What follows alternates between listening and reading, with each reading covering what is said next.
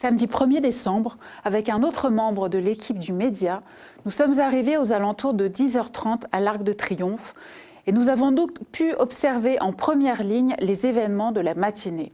La recette policière est connue. Enfermer des gens sur une place, maltraitez-les pendant plusieurs heures, désorientez-les, attendez qu'ils se fâchent, prenez des images de meutes en furie, diffusez-les en boucle sur les chaînes d'infos pour justifier la répression future.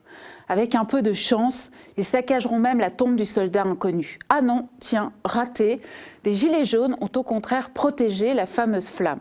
Peu importe, le scénario était déjà écrit et le président de la République, Emmanuel Macron, a donc choisi de se rendre le lendemain sur la tombe, comme si cette génuflexion lugubre pouvait tenir lieu de réponse à une situation insurrectionnelle que sa politique antisociale a déclenchée. La situation est désormais extrêmement dangereuse.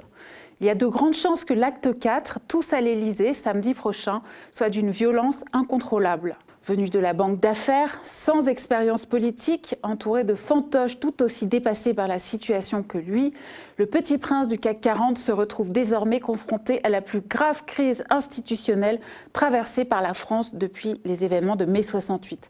Il y a déjà plusieurs semaines qu'il aurait dû mettre genou à terre, mais l'arrogance semble être devenue le corollaire caractériel des néolibéraux autoritaires.